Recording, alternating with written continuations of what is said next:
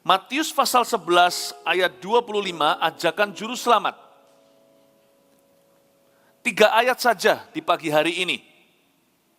Bagaimana kita bisa bersyukur ketika seolah-olah lingkungan kita situasi tidak pasti. Setiap kita pasti pernah mengalami pergumulan, mungkin masih di dalamnya. Setiap kita pasti ada problema dan masalah tanpa kecuali siapa saja. Gimana kita bisa bersyukur dan mengapa harus bersyukur? Kita akan pelajari dari Yesus. Ini ayat-ayat terkenal sekali. Tapi justru yang dipakai selalu dan melulu adalah ayat yang ini. Kemarilah kepadaku yang berbeban berat dan letih lesu. Aku memberimu kelegaan, kuk yang kupasang ringan. Tapi tahu nggak konteksnya Yesus bicara ini apa? Kalau kita baca Alkitab itu makanya jangan baca cuma 1-2 ayat. Baca itu komitmen fasal-fasal. 2-3 fasal sekaligus setiap hari. Itu akan memberi kita gambaran luas. Sebenarnya beranjak dari apa Yesus ajarkan ini? Apa yang terjadi kenapa Tuhan berbicara begini? Lalu apa yang Tuhan lakukan? Apa yang Tuhan ajarkan? Dan saya pelajari betapa uniknya pesan Tuhan ini. Yesus bersyukur ketika baru mengalami masalah dengan kota-kota yang disebut di ayat-ayat di atas. Kota-kota seperti Korazim, seperti Kapernaum, Betsaida, kota-kota tempat pelayanannya. Nah, kita sekarang lihat ayat yang ke-25. Kita baca dulu ayat 25 sampai 27, judulnya ajakan juru selamat. Kita baca bersama-sama ya. Ayo kita berdiri aja baca bersama-sama, yuk. Kita hargai firman Tuhan, Alkitab lebih daripada menghargai khotbah. Kita baca sama-sama Matius 11 ayat 25 sampai 27, hitungan ketiga, 2, 3. Pada waktu itu berkatalah Yesus, Aku bersyukur kepadamu Bapa Tuhan langit dan bumi, karena semuanya itu engkau sembunyikan bagi orang bijak dan orang pandai, tetapi engkau nyatakan kepada orang kecil. Ya Bapa, itulah yang berkenan kepadamu. Semua telah diserahkan kepadaku oleh Bapakku, dan tidak seorang pun mengenal anak selain Bapa, dan tidak seorang pun mengenal Bapa selain anak. Dan orang yang kepadanya anak itu berkenan menyatakannya. Katakan amin. Silakan duduk. Ayat 25 dibuka dengan kata-kata ini, pada waktu itu. Yang saya jelaskan tadi, pada waktu apa? Pada waktu Yesus mengalami penolakan demi penolakan di Korazim, Betsaida, apalagi Kapernaum yang menjadi basis pelayanannya. Yesus lahir di Bethlehem, dibesarkan di Nazaret.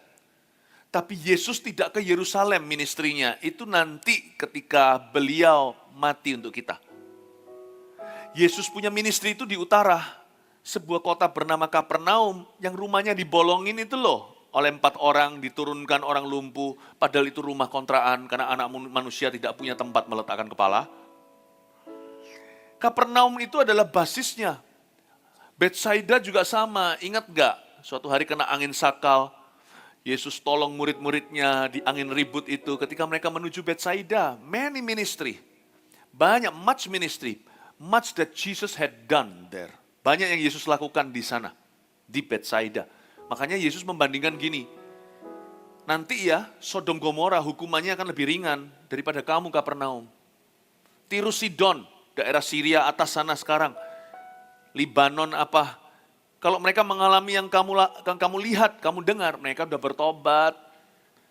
Pada waktu itu, berkatalah Yesus ayat 25. Pada waktu apa? Pada waktu segala sesuatu tidak pasti. Anda kan terkejut perkataan Tuhan bukan mengeluh. Perkataan Tuhan bukanlah kata-kata bingung ataupun membingungkan. Perkataan Tuhan tidak lain adalah syukur dari mulutnya. Aku bersyukur kepadamu Bapa Tuhan langit dan bumi. What an amazing Savior.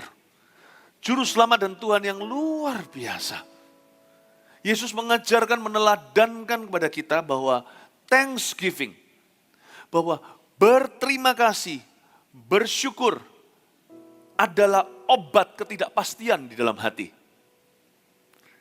Ketika pikiran kita gelap, ketika kita dalam pergumulan, sekeliling kita seolah-olah penuh dengan hopelessness, ketidakpastian atau keputusasaan. Ketika kita lihat kiri kanan tidak ada harapan, 1000 rebah di sebelah sisi sini, 10.000 di sebelah kiri. Ketika itu terjadi, Pikiran kita tidak bisa maju. Setiap orang dalam pergumulan, entah itu hutang piutang atau hubungan, entah itu masalah rumah tangga atau pernikahan, atau anaknya kenapa, atau suaminya, atau istrinya bahkan. Masalah pekerjaan, bahkan kesehatan. Ketika kita tidak bisa berpikir ke depan, aduh Tuhan, I don't know what to do. Anda selalu bisa berpikir ke atas. First of all, say thank you. Terima kasih itu tidak perlu ditunda. Sebab kita selalu ada yang bisa, karena selalu ada yang bisa kita syukuri dalam hidup ini. Saya kasih 3 alasan kita bisa berterima kasih setiap waktu. Apapun yang terjadi dalam hidup ini, kita bisa berterima kasih. 1, we can thank God for our names have been written in the book of life. Kita selalu bisa berterima kasih karena nama kita sudah tertulis dalam kitab kehidupan. Hei, jangan lupa, kita ini akan ke sorga. Kadang-kadang kita ini terlalu sibuk hidup di dunia. Loh, iya haruslah ya. Orang kalau pikirannya sorga melulu nanti tidak berbuat sesuatu. Jangan-jangan talenta satu-satunya pun disembunyikan di bawah tanah. Saya ngerti. Tapi dari waktu ke waktu saya rasa Roh Kudus akan bicara kepada jemaatnya. Barang siapa bertelinga hendaknya mendengarkannya. Hendaklah mendengarkannya. Dari waktu ke waktu, it's a good reminder. Tuhan akan memberi kita gentle reminder. Akan mengingatkan kita, umatnya ini, bahwa kita itu final destinasi, tujuan akhir kita itu sorga. Kita adalah orang-orang yang akan ke sorga. Kalau kita punya Yesus dalam hidup kita. We are going to heaven, bro. Sudahlah, worst come to worst, skenario terburuk apapun yang kau alami, hadapi kanker stadium terakhir pun, atau kekasih yang baru meninggalkanmu, meninggal dunia, atau apakah itu, atau masalah yang tidak pernah kita seolah-olah kita rasa kita tidak akan pernah keluar daripadanya. Seperti tali yang begitu rumit kehidupan rumah tangga. Bukan berarti kita lari dari fakta dan kenyataan, apalagi lari dari masalah, tapi penghiburan kita tidak terletak pada solusi masalah. Penghiburan tertinggi kita tahu, kita akan ke sorga suatu hari nanti. Mazmur 23, di rumah Allah yang baka selama-lamanya. Thank you Jesus, my name has been written in the book of life. Namaku tertulis dalam kitab kehidupan. Khotbah tidak selalu harus horizontal, tapi harus vertikal. Ingatkan kita ke atas. Where we are going, do not forget. Jangan pernah lupa kita ini akan kemana. Rasul-rasul, murid-murid diutus sama Tuhan Yesus. Mereka mengusir setan, setan pun takluk, lepra pun pergi. Yesus berkata, kamu jangan bersuka cita karena hal-hal ini, tapi karena namamu tertulis dalam kitab kehidupan. Nomor 1, alasan thank you. Setiap waktu ini berlaku. Kita selalu bisa berterima kasih, nama kita tertulis di kitab kehidupan. 2, kita bisa berterima kasih untuk apa yang kita masih punya. Nah itu dia, pasti masih punya, minimal jiwa dalam raga. Kalau masih bernafas, coba itu di kaca. Kalau masih mengembun ketika Anda hembusin tuh cermin, Anda patut bersyukur. Coba bisa angkat tangan kanannya, 1, 2, 3, semua. Turunkan. Angkat tangan kirinya, 1, 2, 3, semua. Saudara tahu nggak ada banyak orang ingin tukar tempat dengan Anda, mereka nggak bisa angkat tangannya karena stroke. Anda harus bersyukur.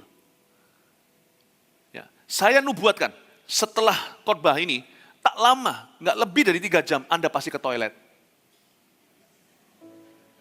Kalau nggak percaya, nggak bisa ke toilet, di kateter, sakit luar biasa loh. Bisa buang air kecil, buang air besar, itu anugerah dari Tuhan. Berapa banyak orang yang kena masalah contohnya, penyakit contohnya seperti pembengkakan atau kanker prostat dan sebagainya. Bagi laki-laki atau pria, tidak bisa dengan mudah. Buang air kecil, saya paling kasihan. Menderita loh itu, tanya dokter, saya bukan dokter, saya juga bukan pasien penyakit ini. It's really not easy for you to walk. Jangan pernah dibandingkan dengan masih punya berapa banyak duit di dalam tabungan. Itu tambahan, segala sesuatu ditambahkan. Cari dulu kerajaan Tuhan. Cari dulu hal-hal yang primer, hal-hal yang primer, hal-hal yang dasar. Anda masih punya Suami kan masih punya istri. Berapa banyak orang ingin kehidupan Anda karena mereka barusan ditinggalkan kekasih mereka.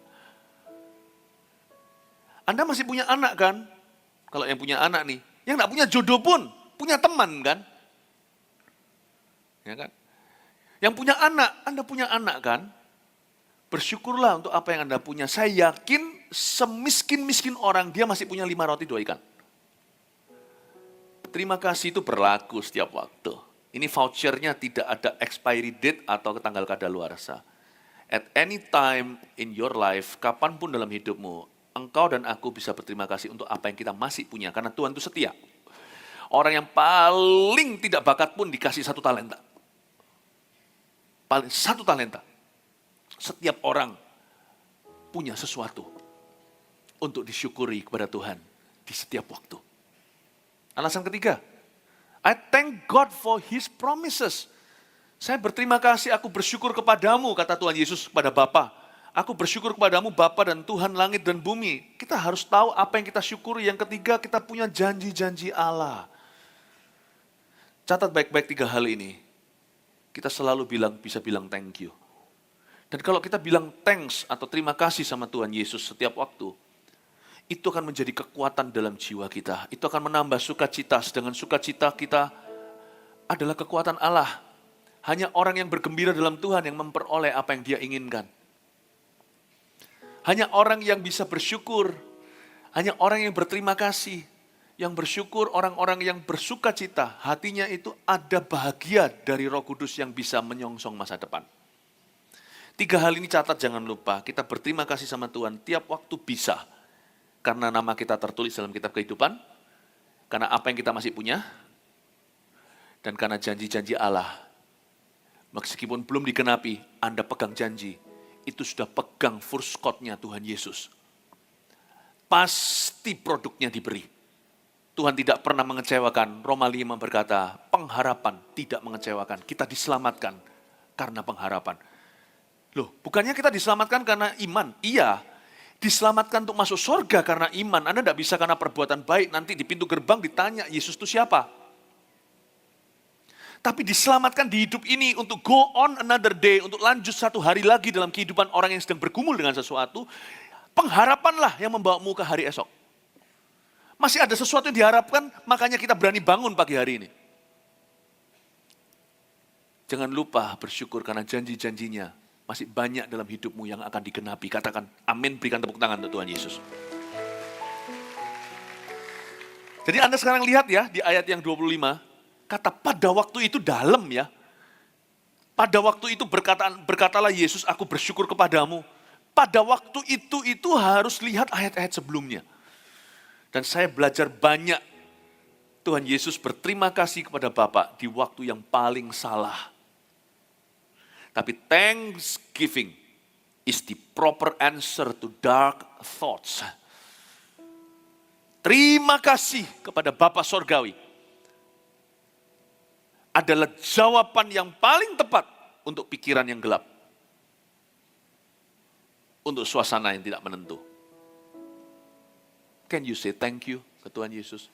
Coba sama-sama katakan ya. Angkat tangannya, katakan thank you. Puji Tuhan, kasih tepuk tangan untuk Tuhan.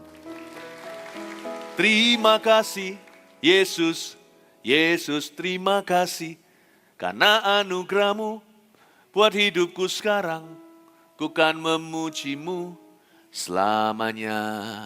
Terima kasih Yesus, Yesus terima kasih. Karena anugerah-Mu buat hidupku sekarang, ku kan memuji-Mu selamanya. Datang ke gereja, salah satu alasan utama kita datang ke gereja adalah menyampaikan terima kasih secara corporately, secara bersama pada Tuhan Yesus. Jangan lupa, ke gereja bukan selalu untuk dapat sesuatu. Ke gereja juga karena memberi sesuatu kehadirat Tuhan dan berkata thank you. Tidak ada yang lebih menyenangkan hati Tuhan daripada hati yang bersyukur. Lalu kita lanjutkan sekarang. Jadi kita tahu sekarang Tuhan Yesus berkata ini tidak mudah. Pada waktu itu berkatalah Yesus, aku bersyukur kepadamu, Bapa, Tuhan langit dan bumi. Karena semuanya itu engkau sembunyikan bagi orang bijak dan orang pandai. Tetapi engkau nyatakan kepada orang kecil. Yesus ini anak Allah, udah sepangkat apa Tuhan ini, merendahkan hati, mengambil rupa seorang hamba, mengosongkan diri menjadi teladan untuk kita. Dan Yesus berkata seperti ini, kalau menyebut dalam doa, yang maha kuasa Tuhan sebut demikian, Bapa dan Tuhan langit dan bumi. When you pray, waktu kita berdoa kepada Tuhan, kita pastikan kita menempatkan diri dengan tepat. Ada dua tempat yang menjadi milik Tuhan dalam kehidupan kita. Kalau kita berdoa, kalau kita mengerti ini, doa kita paling mempan. Doa jangan pernah keluar dari relnya. Doa harus menjadi personal fellowship with the Father atau menjadi persekutuan pribadi dengan Allah Bapa. Kalau doa itu jangan kaku. Doa itu bukan presentasi di depan bos atau di depan investor supaya mereka tergerak nanti meresponi tawaran Anda. Doa itu family. Katakan doa itu family. Jangan berdoa kalau tidak menjadi, kalau gini loh. Jangan berdoa kalau Anda tidak tahu Bapak itu adalah familymu. Tuhan paling senang disapa itu dengan satu titel ini, yaitu Bapa. Bapa di sorga. Kalau nggak gitu, Yesus pasti akan mengajarkan doa yang berbeda, bukan doa Bapa kami, tapi doa Raja kami. Jangan ikut-ikut dengan nama-nama sapaan Tuhan, nama Tuhan diganti-ganti, jadikan perdebatan itu cuma silat kata. Itu percuma sih. Itu cuma orang yang terlalu nganggur, nggak punya misi, jadi cari-cari supaya sensasi gitu loh kekristenan. Kekristenan itu harusnya simpel sekali. You mau sebut Bapak kek karena kita orang Indonesia. Kalau di China disebut Tian Fu. Tian, itu orang-orang Chinese paling ngerti itu. Dari dulu sebelum ada Tuhan mereka nggak ngerti. Cuma ada filosofi, filsafat. Mereka berkata di atas Sang Mian Yo Tian. Di atas ada langit. Bapak di langit, Fu Qin, Tian Fu. Tapi kalau Inggris kan Father in Heaven. Kalau orang-orang Yahudi, Abah. Nggak masalah lah. Itu cuma bahasa, beda-beda sejak Menara Babel. Yang penting hatinya jangan bebal. Ketika kita nyebut dia dengan Bapak, dengan mesra, asal diakhiri doa itu di dalam nama Yesus, tidak mungkin ke Bapak sebelah. Bapak segala dusta. Whatever you pray, you call him, as long as selama itu diajarkan di Alkitab, kalau diakhiri dengan perangko yang tepat, tombol sennya adalah dalam nama Yesus, itu sampai kepada Bapa Sorgawi, pencipta langit dan bumi. Pastikan kalau kita doa itu, kita itu mendekati dia sebagai Bapa, dan kita menempatkan diri sebagai anak. Bapa, Yesus ajarkan loh ini. Dia ajarkan kepada kita gimana caranya berdoa dan berhubungan dengan sorga. Atau dia bersyukur, dia sebut Bapa. Dan Tuhan langit dan bumi. Tuhan ajarkan kepada kita gimana jadi manusia yang menyapa sorga. Pastikan when you pray waktu doa, Anda merasa Bapak adalah family. Bapak di sorga. Tapi kadang-kadang kita lupa, beberapa orang sok akrab. Lalu bahasa Ibraninya lali. Ada orang tertentu yang merasa aku ini anak Tuhan. Aku bisa berbuat apa saja. Aku ini putra-putri mahkota kerajaan sorga. Jadi aku bisa sembarangan. Hati-hati ya. Kalau Anda dan saya membesarkan anak, apalagi masih kecil, belum mengerti boundary atau batasan-batasan. Ada selalu, anak kecil itu selalu jatuh di salah satu ekstrim. Mereka bisa takut menghindari kita, kalau Anda lihat tanda-tanda itu, berarti mulai lampu kuning, sebentar lagi lampu merah, Anda harus adakan pendekatan dan quality time, waktu kualitas dengan anak. Kalau dia mulai menjauhi Anda, bahaya, nanti akan ada orang yang mendekati dia. Dan biasanya pengaruh buruk mulai masuk. Tapi dekat sama anak juga ada resikonya. Lama-lama dia bisa jambal, naik ke kepala. Nah, anak jangan dibentak. Tapi kalau dia salah, kalau itu di luar boundary atau di luar batasnya, contohnya, saya sama anak saya dekat sekali. Tapi ada waktunya ketika orang tua berbicara, saya sama mamanya atau kami bicara dengan orang lain yang sesama orang dewasa, mereka menyelah. Mereka tidak ada maksud untuk menyelah. Maksud mereka itu, mereka di rumahnya gitu sama saya itu kalau bercanda, udah kayak teman. Saya bukan papa kuno seperti zaman dulu yang atasan bawahan. Saya akrab dengan anak-anak saya. Sorry ya saya bilang sorry. Cinta ya saya bilang cinta, I love you. Saya tidak pernah sembunyikan. Tapi kadang-kadang anak nggak ngerti. Makanya kita harus didik mereka. Nggak boleh cuma jadi bapak, harus jadi guru. Ada waktunya mereka nyelah. Lebih dari 1-2 kali. Nyala lagi ketiga kali saya baptis. Waktu saya bicara gitu loh, kenapa dad, apa segalanya. Saya bilang, anak kecil tanya nanti. Papa masih bicara. Waktu dia lihat wajah saya begitu serius, oh iya, maaf. Pulang saya beritahu, kita ini dekat. Tapi pada waktu papa bicara dengan teman papa, atau mami sama daddy lagi ngobrol, sesuatu yang serius, you are not welcome to interfere. Saya bilang, you are not in that league yet, kamu belum di liga itu.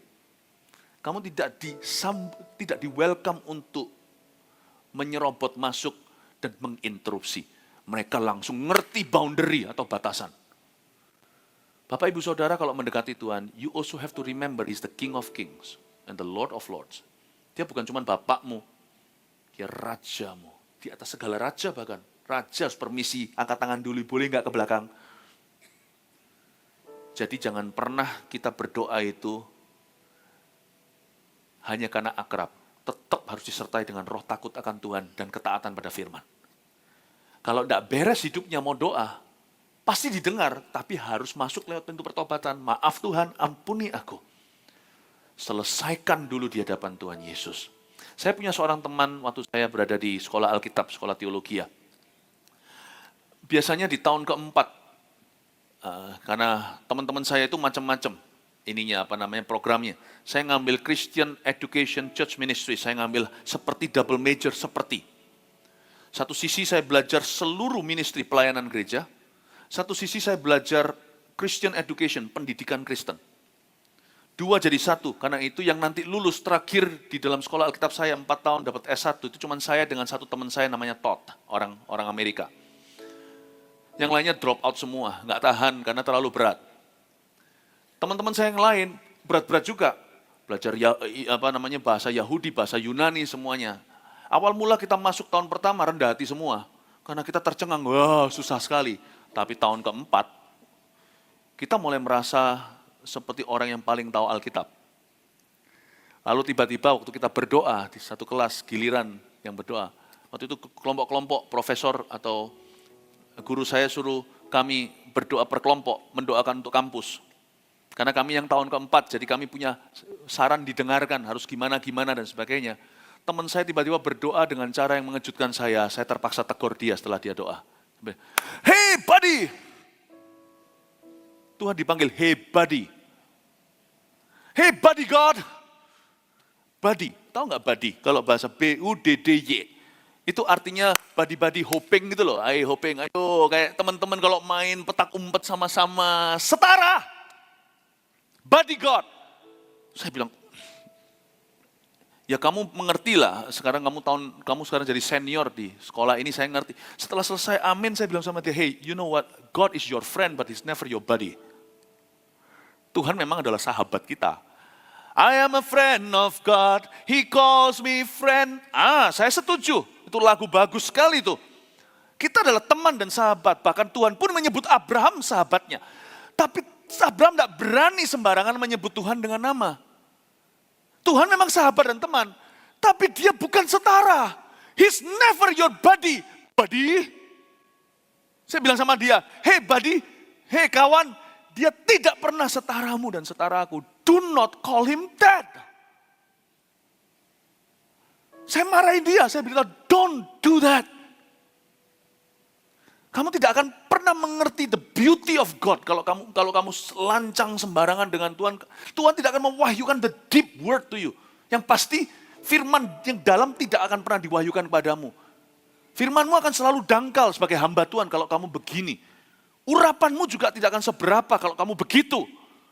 Kamu tidak akan bisa melihat penyertaan Tuhan selain cuma hoki sekali-kali materi. Tidak akan damai sejahtera melimpah seperti sungai. Do not call him buddy. Dia berkata, oke. Dia bilang, why you so fierce? Dia bilang gitu, because I'm your friend. I have to tell you. Karena saya beritahu sama dia, karena saya kawan dan temanmu.